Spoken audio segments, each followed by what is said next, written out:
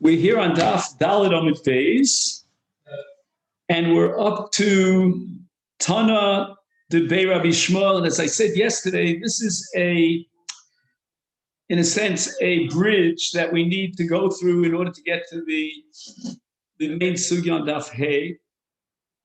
So let's find the place here. Tana Debei Rabbi Shmuel. It's parallel to the Tosas Tana Debei Rabbi Shmuel. And the Gemara is now asking a kasha. According to Tana Debei Rabbi Shmuel, we could derive the heter of kalayim b'tzitzis even without smuchim. Why is it that we needed the smuchim to derive this conclusion?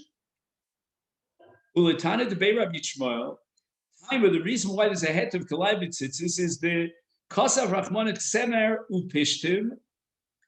The Torah tells us these extra two words that are redundant of tzemer fishtim, because as we said, that could be derived from the gzeira shava shatnis shatnis holav hachi, implying that if not for the extra two words tzemer upishtim, we would not have what's called a pasha mufnes, and we could not derive smuchim.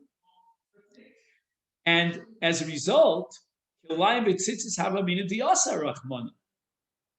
not for the drasha, the ribui that's derived from several pishin as two redundant words, we would have assumed that in the case of kilayim, there is no mitzvah of tzitzis. On the contrary, the Torah would prohibit putting tzitzis on a beged of kilayim.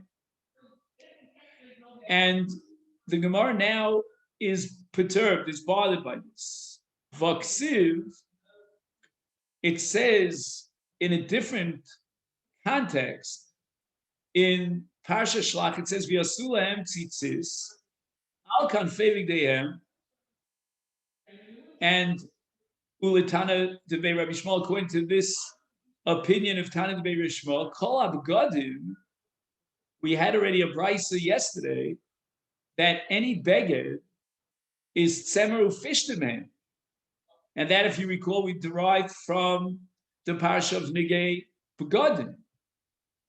So the beged now, here in Parshas Tzitzis, meaning Parsha Shlach, where it says V'yasu lahem tzitzis al kanfei, emphasize the word big deihem, then we're talking about tzemer upishtim. And yet, Amar Achmana, obviously, the Torah is telling you V'yasu lahem tzitzis, that you should put tzitzis on a beged, and we know that tzitzis requires a sealed tcheles. Tcheles is made of tzemer. So we have here a beged of pishtan. The Torah is telling you, commanding you to put a string of tcheles and attach it to the beged. And the beged here means a beged of pishtan. Tcheles amrahu, and tcheles, by definition, is tzemer. So therefore, the Torah must have allowed kilayim b'tzitzis. Why do we need a drasha to be matir, and we're going to base that drasha on smuchim? Forget about smuchim. Let's leave out smuchim. We can derive the heter of kilayim b'tzitzis even without smuchim. And that means we don't have to quote the parsha in Kitetse that we've been building on, that Torah says also the shatnes and gebil tassel, drop that. Since the Torah says in Parsha Shlach and the Parsha Tzitzis, V'yasulem tzitzis al kanfei bigdeihem, and according to Rabbi Shmuel, we know that a beged is tzemer upishtan. So why are you building everything on smuchin with this mufnes? Because the extra two words tzemer upishtan, drop that. Simply because the Torah commands us to put a psil tcheles, which is tzitzis, on bigdeichem, which is made of pishtan. That itself tells me that the Torah was matir kilayim b'tzitzis. So the Gemara says, and how do you know that tcheles by definition is tzemer? I mean, after all, tcheles is just a color, a dye. Mimai de tcheles amrahu. How do we know that we take wool and we dye it tcheles? Maybe it's a different species, it's a different min, a different kind of a material. How do you know it's tzemer? And again, unless you assume it's tzemer, then you cannot derive the conclusion that the Torah was matir kilayim b'tzitzis.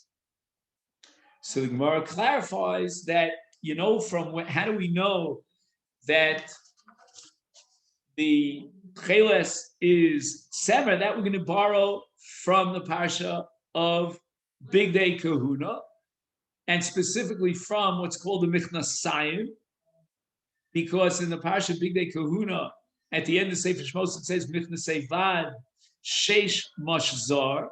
The word Bad means Pishtan, and the word Sheish means that it's Sheish Mashzar of Pishtan. Mashzar means different threads that we intertwine together, and the Sheish, the 6 threads that we're intertwining are being placed and made and manufactured as a beged, which is bad, which is pishtan, is me the sheish kisna.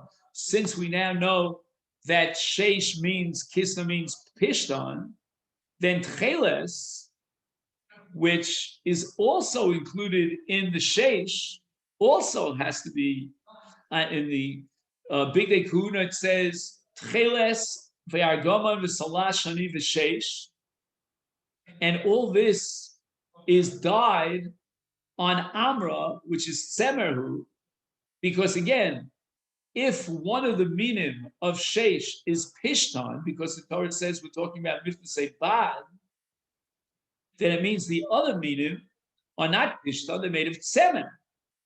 And that gives us Kilayim in Big Day Kahuna. But it means when the Torah says Tcheles, because Tcheles is one of those materials that the chut, the wool of tcheles is being included in together with sheish.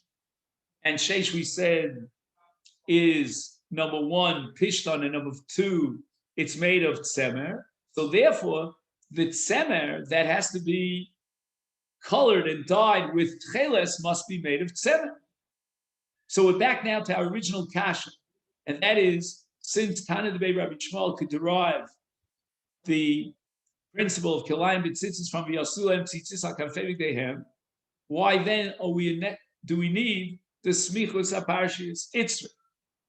We need the Torah through Smichus HaParshios to teach me explicitly that Kilayim is Mutar B'tzitzis. We could not derive it from the fact that the Torah commanded us to put a chut of Tcheles of Tzemer onto a Beged of Pishtan, because Salka Daitachamina, I could have raised the possible svara that in the case of Big Day Pishtan, then you should use chutim of Pishtan, and Ki Rava. Rava has a diuk. The Rava Rami. Rava posits a contradiction between 2 verses in the Parsha of Tzitzis. In one place it says Ksiv Tzitzis Hakanaf, which means that on the Chutei Tzitzis that are attached to the Beged, Mimin Hakanaf. In other words, they have to be comprised of the same identical min as the Knaf HaBeged, which means that if the Beged is made of, let's say, for example, silk, he would have to add tzitzis of silk. If it's made of wool, he would have to add tzitzis of wool, etc., etc. Uksim, but in another place, it says, Lo silbash shatnes, this is the parsha in Kitetse, Semer ufishtim yachtav gedilim tassel. And that implies that the chutei tzitzis are either mimin semer or mimin pishtan. There's no other option. These are the only 2 options because the Torah spells out explicitly tzemer upishta. And yet the word kanaf, tzitzis hakanaf, is kanaf, means mimin hakanaf. Min hakanaf means whatever the material is, opening up for all possible materials. So like I said, how do we reconcile these 2 psukim? Does it have to be tzemer upishta?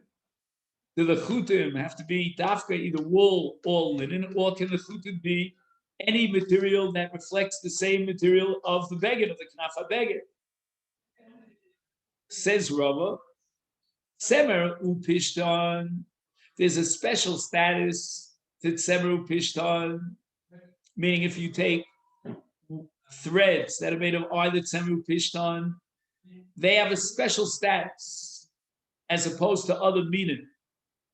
How so?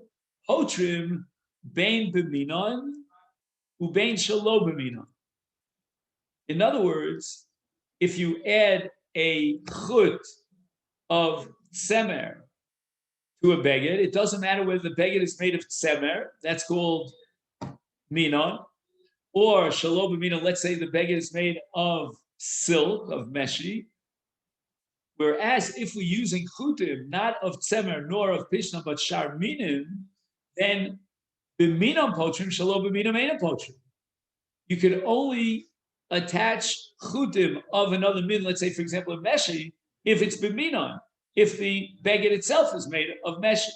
Now, based on this diuk of Rava, we would suggest that the Torah did not say lahatil tzemer tzavua b'tcheles unless the beged itself is made of tzemer. If the beged is made of pishtam, then he should attach chutim that are made of pishtan. The tzitzis should be made of pishtan.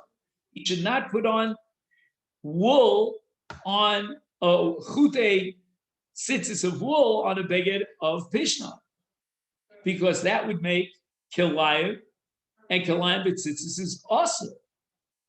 That's why the Torah had to write in the case of shatnis tzemer upishtan to teach me through smuchim that you're allowed to put tzitzis even on a beged shell kilayim. Now, the Gemara thinks that the teretz here that we're giving in order to understand Tana Debei Rabbi Shmuel means that Tana Debei Shmuel accepts the principle of Rava. So the Gemara asks about Tana Debei Rabbi Shmuel leslei de Rava. Really like to answer your kasha on Rabbi Shmuel based on Rava. Rabbi Shmuel himself rejected Rava. He doesn't know, like Rava, that the drush of hakanaf means min hakanaf, and that the chutim should be the same, made of the same material, the same min as the kanaf habeged. According to Rava, the Torah commands us to put tzitzis from whatever min you're using on the begadim that are made from those minim. According to Tana Rabbi Shmuel, we don't put tzitzis at all on these begadim. A beged that's not semer or pishtan is not called bigdayim. And when the Torah says v'yasulahem tzitzis al karaf bigdayim, according to Rabbi Shmuel, that means the beged is made of either semer or pishtan. But if it's made of a third min, let's say, for example, meshi, that's not called a beged, and that doesn't generate a chiv tzitzis. Whereas, and therefore Rabbi Shmuel is taking tzemer upishtan literally, and he applies it only to tzemer upishtan. That's against Rava, because Rava says that v'yasulem tzitzis al kafei b'gdeihem means that whatever material is the kanaf, that's the material, the chutim of which are going to be tzitzis, and that's called min hakanaf. So it comes out very odd that the reason why and the justification for the requirement of the limit of smuchin to be matik line b'tzitzis is based on Rava, when we were asking a kasha based on Rabbi Shmuel, and Rabbi Shmuel never accepted Rava. He never had the drush of kanaf, min hakanaf. So now the Gemara answers Tana Debei Rabbi Shmuel. Itzur. We need a pasuk to teach us that kalayim b'tzitzis is mutter, even according to Tana Debei Rabbi Shmuel. Why? Salka daitchamina, I would have entertained the possibility of ki diyuka de Rav kanaf min kanaf, that maybe Rabbi Shmuel would have accepted that drush of kanaf min kanaf. And that's not true. He has a different interpretation of kanaf min kanaf. But there would be a havamina that Tana Debei Rabbi Shmuel accepts Rava's interpretation, is drush of kanaf min kanaf. And again, re-emphasizing that Rabbi Shmuel himself has a different interpretation of kanaf min kanaf. V'hachi kamar achman. The Torah had in mind hakanaf min hakanaf, which means avidle, he should place and attach chutim of tzemer, lit tzemer, to a beged of tzemer, or alternatively chutim of pishton, lekanaf shel pishton, and v'chi avidas tzemer lit tzemer, in a case where you're adding chutim of tzemer to a beged shel tzemer, then sivei, then you should take tcheles and make sure that you attach the tcheles, which is made of tzemer, to the beged of tzemer. Avol, but tzemer lepishtan. If on the other hand you want to add chutim of tzemer to a beged shel pishtan, and the other option is lahatil chutim shel pishtan, the beged shel tzemer, just the reverse. And in these cases, what we have is kanaf shalom min kanaf. It's not min kanaf, and therefore the Torah is telling you don't do that at all, because again the Torah is addressing that havamina that one might think that kanaf is min kanaf. Now, if the Torah is entertaining such a havamina, then the Torah would not be matir kalai b'tzitzis, because once you have kanaf min kanaf, it means that you're going to put cheles on a beged shel tzemer. Therefore,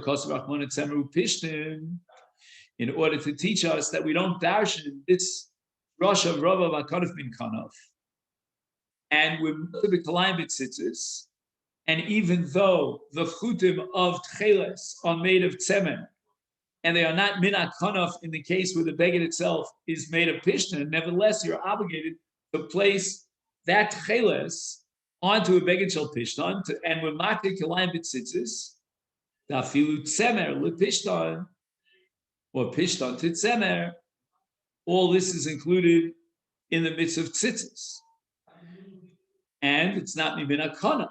So when the Torah adds the smuchin of lo silba shatnis gedilim tasacha, it's telling you that there's a mitzvah of tzitzis even b'makom kalayim, which means that the chutim and the beged are different, and therefore the Torah is rejecting Rava's interpretation of kanaf min kanaf.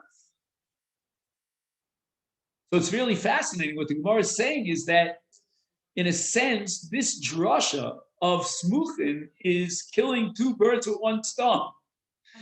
On the one hand, the extra words semeru fishtan, again in Parshas Kiteitzei, set up what's called smuchin of mufnes. So that gives us the ability to derive the conclusion that tzitzis overrides the Isur Kalayim. But on the other hand, it's also rejecting that principle which Rava derived from the word kanaf, namely mina kanaf. It can't be mina kanaf if it's Kalayim. If the Torah is allowing you to put tzitzis for the sake of the mitzvah tzitzis on Kalayim, which means that the chutim of tzemer and the beged is pishtan or vice versa, and it must be that you don't accept this principle of kanaf mina kanaf. So in a sense, we can derive two things from one drush. Kill two birds with one stone. And here we turn to Daf Hey. The Gemara says, Teinach l'tana d'bei Rabbi Shmuel, according to the Shita Tana d'bei Shmuel. The two words Tzemu Pishtan are redundant, and that makes it mufnes for the drush of Smuchin to be Matir Kalayim B'tzitzis. And this becomes the source for Kol Tarkula Vesei Dofalosis at Avo. But now Lirabbanan who disagree with Tana d'bei Rabbi Shmuel, they don't hold that when the Torah uses the word beged, stam, it means semeru pishtan. So therefore, how do we know that the Torah was matir Kalayim B'tzitzis? Because according to the Rabbanan, when it says semeru pishtan in the parsha of Kalayim, that's not superfluous. That's telling me that this is the Isur of Kalayim in a case of mixing Tzemeru Pishtan. I need to know that, because I don't have the right to say that, like Tana d'bei Rabbi Shmuel would say, that a beged stam is Tzemeru Pishtan. I don't know that. So I don't know what in what context or in what cases I apply the Isur of Kilayim. You have to tell me Tzemru Pishtam. And that means that the Torah prohibits Levisha, but only in the case of a beggar that's made of Tzemru Pishtam. So then we don't have muftes. The parsha of Kilayim, and since it's not muftes for the drush of Smuchin is Minolahu, what's the source then for Esei Dochalosis? And at this point, we go off on a different path to try to find a different source from which we can derive the principle of Esei Dochalosas. And this is going to be the case of Baltakiv in a Mitzorah. Nafkale, the Chachamim of Tana Devei Rabbi Shmuel, are going to derive Esei Dochalosa from Rosha. In the case of a Mitzorah, part of his process of purification requires tiglachas. He's got to take a haircut. And the Sanya, we learned in the Brisa that when it says in the Torah, this is Vayikra Yudalit, V'ayah Bayom HaShvi'i, Yigalachas Kol Sa'aro, Es Rosho, V'es Kano, V'es Gaboseno, V'es Kol Sa'aro Yigaleach. The Brisa says Rosho, which is the opening word in this list of that which requires Giluach as part of Taras HaMitzvah. Ma Tamid Lom. Why did the Torah have to specify that the Mitzorah has to shave his head? You already wrote in the Pasuk, at the end of the Pasuk, it says, Ves Kol Si'aro Yigalech. Yigalech is Kol Si'aro. So why doesn't that include the hair on his head? So the Bryce explains that Lefisha Nemer, it says, Lo Sakifu Pias Roshchem. The Torah says that any Jew is enjoined from being Megalech, from shaving off the Pas Rosho, Ishomei Af Mitzorakin. I would certainly apply this lav, this Isa, to a Mitzorah as well. And if a Mitzorah has a mitzvah to be Megalech his saros, but paradoxically, he's not allowed to be Megalech his Rosho because that would be a violation of Baltakin. So how do we reconcile this apparent contradiction where the Torah on the one hand tells every single Jew that he's enjoined from being Makiv Pa'as Rosho, and on the other hand, the Torah says that the Mitzorah, as part of his purification, has to shave off all the hair in his body? And the answer is Tamaloma Rosho. That the Torah is telling me that despite the fact that Rosho is a violation of Lo Sakifu, nevertheless, the Mitzorah is chayav to be Megalech even Rosho. And what this means is that we could derive from this that the mitzvahs aseh of Tiglachas and Mitzorah overrides his docha the losas of Lo Sakifu Pias Roshechem. This now becomes the paradigmic source for Esei Docha Lo Sasa in Kol HaTorah Kula. The lav is nitche b'pnei ha'eseh.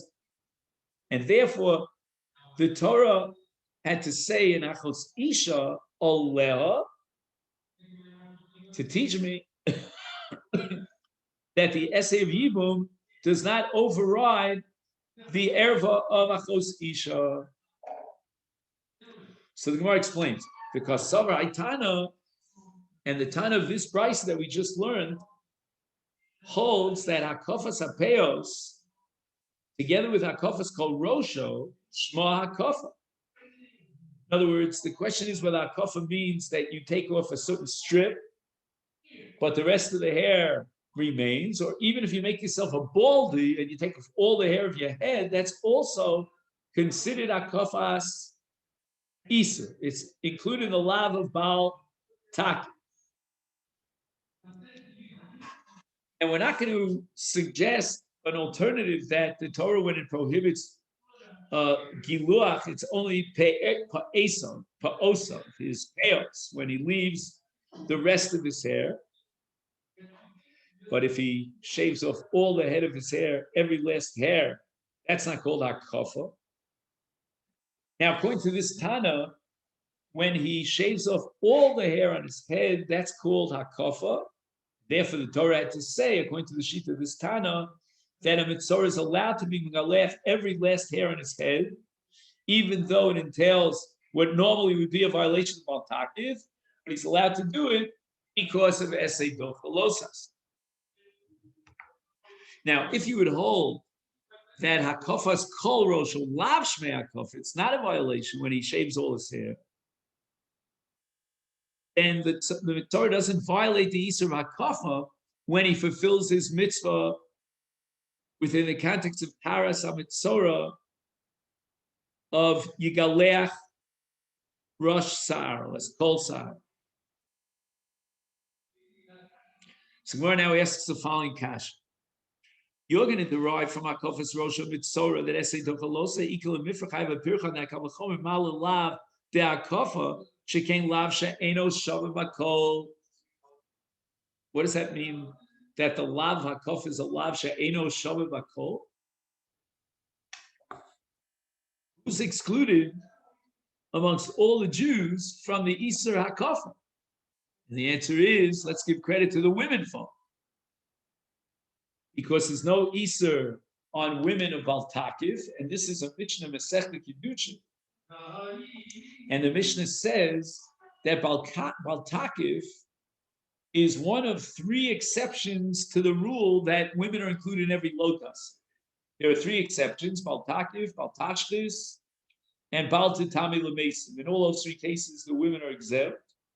And the Gemara there in Kedushin on Daf Lamed Hey brings sources for each one of these three.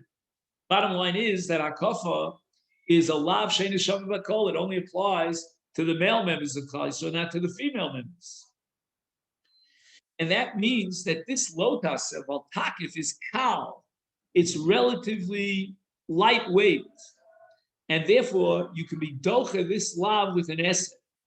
But let's say, for example, the Yisur of Achos Isha, that's a lav shum shavim bakol. No one's excluded. And just like the man is prohibited from having a relationship with his wife's sister, so too his wife's sister is likewise enjoined from having a relationship with her brother-in-law.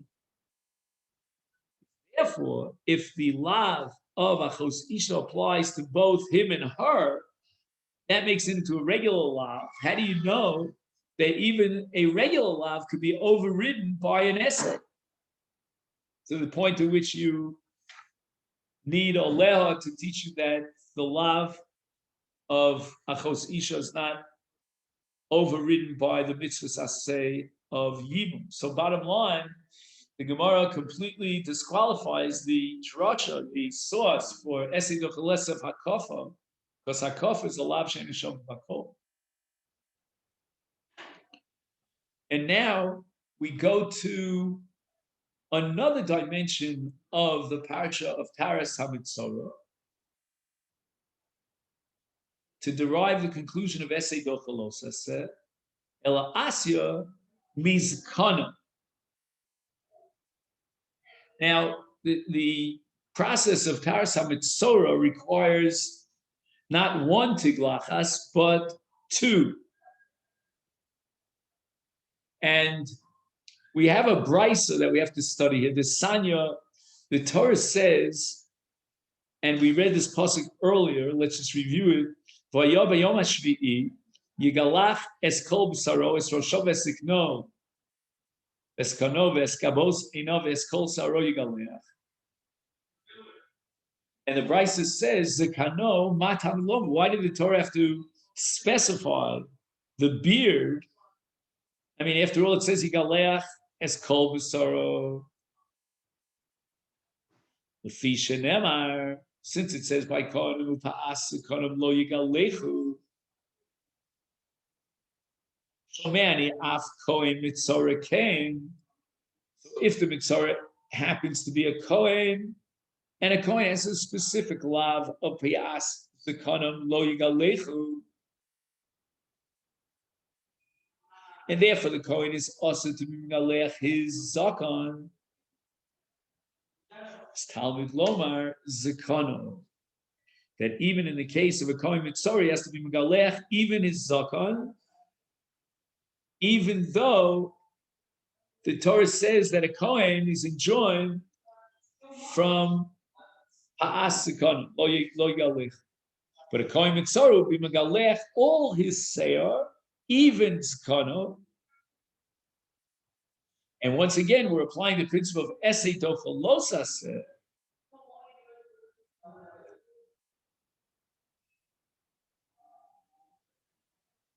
And the question here is, why is the Gemara bothering with this? I mean, we just rejected the same logical deduction because we said that maybe the lav of Pas Rosho is Kal. It's a lightweight lav because it's Eidah Shav B'Kol. The same should apply here in the learning in the derivation from Pa'as Zikanim. It's also a lav Sheino Shav B'Kol.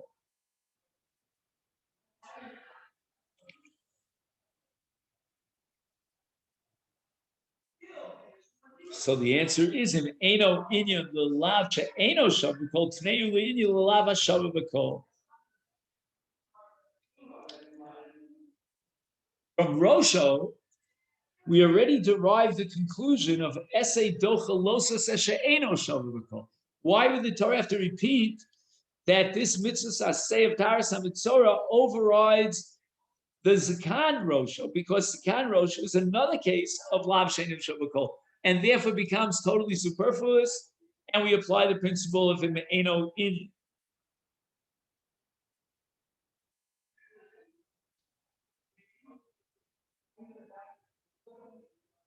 And the Eno Inyan is going to teach me a lav Hashava B'Kol. See, it's like two negatives make a positive. If the Torah tells me twice that an essay overrides a lav she'eno Shava B'Kol, and there's no need for the Torah to teach it to me twice, then I use the second one to teach me that an essay is docha even a lav ha Shava B'Kol, like the case of Achos Ish.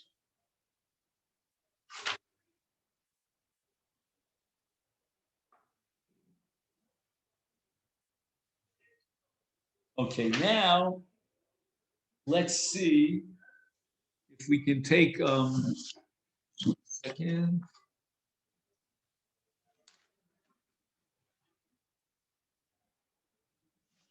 Just 1 second. I want to make a note